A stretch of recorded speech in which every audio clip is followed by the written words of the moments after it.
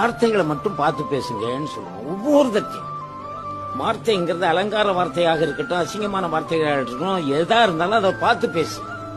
வார்த்தை ஒரு மனிதனை உயர்த்தும், ஒரு மனிதனை தாழ்த்தும். ஒரு மனிதனை கொன்னே போட்டுரும். இன்னொரு வார்த்தை உயர கொண்டு வச்சு அவனை